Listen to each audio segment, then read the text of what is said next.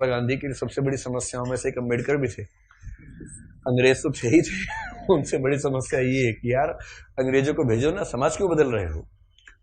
और अम्बेडकर साफ साफ कह रहे थे कि अगर मुझे अपने हित और देश के हित में चुनना हो तो देश का हित नंबर 1 पे है, पर यदि मुझे दलितों के हित और देश के हित में चुनना हो तो मैं दलितों के हित को प्राथमिकता पे रखूंगा। क्योंकि अगर अंग्रेज चले गए ऐसे ही तो यहां के सवर्ण हमें छोड़ेंगे नहीं, और दलितों की पराधीनता अंग्रेजों के आने से पहले ज्यादा थी, अंग्रेजों की उपस्थिति के समय कम पराधीनता थी। आपको गुस्सा तो आता होगा अम्बेडकर पे कई बार, क्या ये कैसा आदमी था, है ना, लेकिन आप तर्क सुनेंगे तो दंग रह जाएंगे, तर्क अच्छे हैं।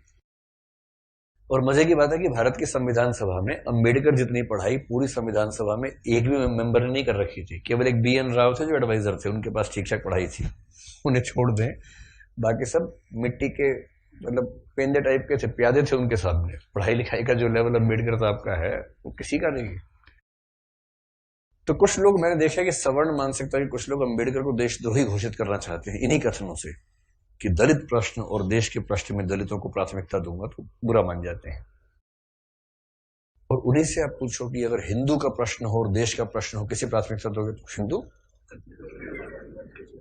हिंदुस्तान है, मजाक समझते हो तो हिंदुस्तान है बोलते हैं, हिंदुस्तान है। मुसलमान तो आए हैं, जा भी सकते हैं, लेकिन हिंदुस्तान है। तो अंबेडकर उस समय पावरफुल हो चुके थे, और अंबेडकर को मैं तो बड़ा सलाम करता हूं इस सेंस में। आमतौर पर वंचित वर्ग में जब कोई पढ़ लिख लेता है ना, अपने वर्ग से कन्नी काट लेता है। रिजर्वेशन का सबसे बड़ा दुख ये है, रिजर्वेशन का सुख ये है कि वंचित वर्गों के लोग आने लगे हैं सत्ता में, और जैसे ही एक गांव से एक बच्चा, दलित बच्चा IAS बनता है ना, पूरा गांव IAS बन जाता है। आरक्षण के वित्तीय लाभ केवल उस व्यक्ति को मिलते हैं जिसको आरक्षण मिला है, पर सामाजिक राजनीतिक लाभ पूरे गांव, पूरे कुनबे, पूरे कस्बे, पूरे शहर को मिलते हैं।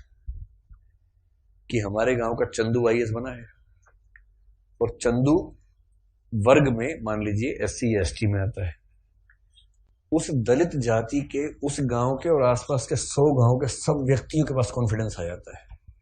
कुछ बिगड़ा, चंदू को फोन लगा दिया, चंदू बिटवा देखिए जरा।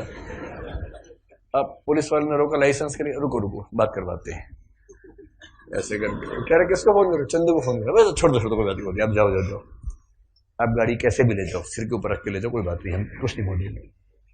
कॉन्फिडेंस लेवल बढ़ जाता है। एक रिजर्वेशन का फायदा ये होता है, आर्थिक फायदा नहीं होता। रिजर्वेशन आर्थिक मामला नहीं है, वो सामाजिक राजनीतिक समतलीकरण का मामला है, उसमें उसको देखना है। और अम्बेडकर ने, आजकल क्या होता है कि जो बच्चा IAS बनता है सबसे पहले कोशिश करता है कि उसकी जाति किसी को पता ना लगे कि वो रिजर्वेशन में है।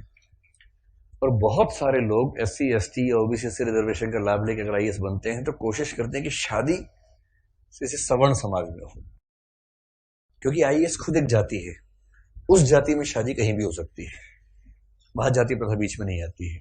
ऐसे IPS भी एक जाति है जो IAS से नीचे की जाती है, लेकिन ठीक ठाक जाती है, वो भी अपने आप में ठीक ठाक जाती है। जैसे IAS पति IPS पत्नी, लोग कहेंगे हाँ ठीक है, IPS पति IAS पत्नी, तो लोग कहते हैं अच्छा चलो कोई बात नहीं ठीक है इस तरह से मैनेज करते हैं, क्योंकि IPS नीची जाती है, IAS थोड़ी ऊंची जाती है, और IRS और बाकी सब तो बहुत ही नीची जाती हैं।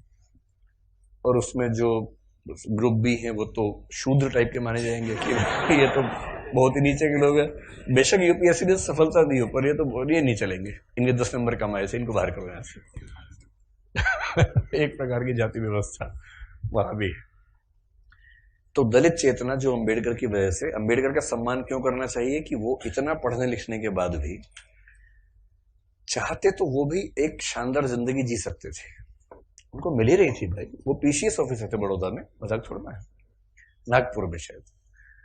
और जब नागपुर में वो सिविल सेवक बनकर आए, फेलोशिप वहीं से मिली थी पढ़ने के लिए, जब वापस लौटे तो उनको PCS अधिकारी बनाया गया। तो उनको कहा कि आप यहां रहना शुरू कीजिए और काम संभाल लीजिए। अब ये अम्बेडकर के सामने सबसे बड़ी समस्या, अगर आप उनकी कभी आत्मकथा पढ़ें, मैं कैसे बना, हिंदी अनुवाद उसका ये है, उसमें प्रसंग है कि नागपुर में रहना है उनको, क्योंकि वो ऑफिसर हैं, उनको अपने रहने के लिए कमरा चाहिए या घर चाहिए। ढूंढ रहे हैं पूरे शहर में, कमरा ही नहीं मिल रहा। लोग पहले पूछते हैं जाति कौन सी है, वो बताते हैं कि महार जाति का हूं, तो भाई कमरा नहीं है हमारे पास, हम किसी दलित को कमरा देंगे ही नहीं अपना। ये 1920-30 के दौरान नागपुर शहर की बात है। फिर वो कह रहे कि कई कमरे खारिज होते गए। एक और घर में गए, एक कोई दूसरा ऑफिसर था, वो दिखा रहा था, दोस्त के रूप में हेल्प कर रहा था। तो वहां मालिक ने पूछा ही नहीं कौन सी जाति के हो, इन्होंने बताया भी नहीं, ढिंडोरा क्यों पिटेंगे, उससे पूछा नहीं, उन्होंने बताया नहीं, कमरा मिल गया, रहने लग गए। और फिर वो देखते हैं कि एक दिन अचानक सुबह उठा तो बहुत शोर मचा हुआ था, मुझे लगा पता नहीं क्या हो गया, खिड़की से नीचे देखा तो हजारों की भीड़ हाथ में डंडे भाले हथियार लेके खड़ी हुई थी। उनको पता लग गया था कि एक दलित आदमी इस घर में रहता है और वो भीड़ मेरा कत्ल करने के लिए आई थी। और उसके बाद कुछ दोस्तों की मदद से पता नहीं पीछे के दरवाजे से कहां से किसी तरह से उनकी जान बचा के भगाया गया उनको। इस दौर से वो गुजरे थे। ये उसी देश की बात चल रही है, सारे जहां से अच्छा हिंदुस्तान हमारा, हम बुलबुलें हैं इसकी, ये गुलसिता हमारा, उसी की बात चल रही है। किसी और देश, पाकिस्तान की बात नहीं चल रही है, उसमें पाकिस्तान था ही नहीं, पाकिस्तान पेट में था उस समय अभी हुआ नहीं था, मतलब होने वाला था, अभी नहीं हुआ था। तो उस देश की बात है। और जब वो स्कूल में पढ़ते थे तो स्कूल में पढ़ते इसलिए थे कि उनके पिता सरकारी नौकरी में थे, तो थोड़ा सा ठीक स्थितियां थी उनकी, इसलिए स्कूल में एडमिशन मिल गया। पूरे स्कूल में एक दलित बच्चा था बस, BR अम्बेडकर, बस, बाकी सब सवर्ण बच्चे थे। अब दलित बच्चा कैसे हैंडल करे, वो पानी पीने जाएगा, पानी को छू देगा, पानी पवित्र हो जाता है, उसमें हीलियम आ जाता है हाइड्रोजन की जगह। उसके बाद जैसे दलित बच्चा छूएगा हाइड्रोजन के गुण बदल जाएंगे उस पर। तो एक व्यवस्था थी कि भाई पानी पीने की एक जगह थी सबके लिए, एक अलग से मटका था अम्बेडकर के लिए, अलग से रखते थे दूर, उनको वही पीना है और मटके को हाथ नहीं लगाना है। अब कभी कभी क्या हुआ, कई बार ऐसा हुआ कि जो आदमी पानी की व्यवस्था करने के लिए तैनात था वो छुट्टी पर चला गया, एक दिन 2 दिन आया ही नहीं। अब इसको प्यास लग रही है, बाकी बच्चों के पास पानी पीने को, इसको पानी पीने को नहीं है। कई ऐसे दिन गुजारे स्कूल में जब उनको पीने को पानी मिलता ही नहीं था। चेतना ऐसे बनती है, ये सब झेलने के बाद बनती है।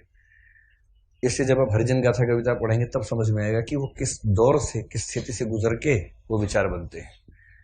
और अभी एक अदम गौंडवी की कविता है, वो भी हरिजन के गांव जैसा कुछ नाम है, उसको भी पढ़ेंगे, हम जिक्र करेंगे आगे चलकर, तब समझ में आएगा। ये सब मैं इसलिए कह रहा हूं कि इतिहास के नेताओं को सीधे खारिज करना बहुत आसान होता है। जब आप उनकी स्थितियों को समझेंगे, उनके विचार कैसे बने समझेंगे, तब उनका महत्व समझ में आता है। अंबेडकर का बड़प्पन यह है कि बहुत अच्छी स्थितियों में जाने के बाद, इंग्लैंड में, अमेरिका में पढ़ने के बाद, वहां भी टॉप करने के बाद, वो चाहते तो वहीं किसी विश्वविद्यालय में प्रोफेसर बन सकते थे और धूमधाम से जिंदगी गुजार सकते थे, पर उन्होंने चुना संघर्ष का रास्ता। लौट के आए, संघर्ष किया और अपने साथ साथ अपने पूरे समुदाय की मुक्ति का रास्ता चुना। और जितने सफल हुए उतना सफल होना एक जिंदगी में आसान भी नहीं होता, जितने वो सफल हुए उन्होंने काफी कुछ कर भी दिया। अब उस अंबेडकर का तेज 1936 में फैल चुका था। महात्मा गांधी बहुत दुखी है। महात्मा गांधी घोर वर्ण व्यवस्था के समर्थक आदमी थे, इतने पक्के रूढ़िवादी थे इस मामले में। मतलब महात्मा गांधी के प्रति मेरा सम्मान उतना ही जितना अंबेडकर के प्रति है, पर इस मामले में वो बहुत ही दकियानूसी किस्म के व्यक्ति थे। अपनी एक किताब हिंदू धर्म में लिखा है उन्होंने कि वर्ण व्यवस्था उतनी ही नैसर्गिक और प्राकृतिक व्यवस्था है जितना न्यूटन का गुरुत्वाकर्षण का नियम। ये महात्मा गांधी का वाक्य है, किसी और का वाक्य नहीं है। इसलिए उनके पेट में खलबली मची हुई थी कि अंबेडकर बीच में कैसे आ गया। अंत में अम्बेडकर बोले, महात्मा जी हमने बहुत ट्राई कर लिया कि हिंदू धर्म में रह के चीजें ठीक कर लें, हो नहीं पा रही, हम हिंदू धर्म छोड़ रहे हैं। अब महात्मा गांधी परेशान, उनके लिए भारत से ज्यादा महत्वपूर्ण हिंदू धर्म है महात्मा गांधी के लिए, गीता वो सब, उनका तो वैष्णव परंपरा वो सब विचार ज्यादा थे। 1937 में कहते हैं कि अम्बेडकर ने घोषणा कर दी कि मैं हिंदू धर्म छोड़ रहा हूं। महाराष्ट्र में अनाउंस किया एक सभा में, और उस सभा में सीधे कहा कि देखो भाई लोगों, मैं हिंदू पैदा हुआ इस पर मेरा बस नहीं था, पर मैं हिंदू के रूप में ना मरूं इस पर मेरा बस है। और मैं हिंदू के रूप में नहीं मरूंगा। उस समय खलबली मची कि वो हिंदू धर्म छोड़ रहे हैं, शायद सिख धर्म अपनाने की बात उस समय थी उनके दिमाग में। और महात्मा गांधी ने बहुत समझाया कि देखो अम्बेडकर, नहीं ना, ऐसे नहीं करते। महात्मा जी का मार्ग एकदम अलग है। अम्बेडकर कह रहे हैं कि अगर मैं इस घर में पैदा हो गया तो मैं क्यों जिंदगी भर सफाई का काम करूं। महात्मा गांधी कह रहे हैं नहीं, गहराई में सोचो, इस घर में पैदा क्यों हुए, ये सोचो। ये उसका डिजाइन है, उसने जानबूझ के पैदा किया क्योंकि तुम्हारे अंदर सफाई के ही गुण हैं।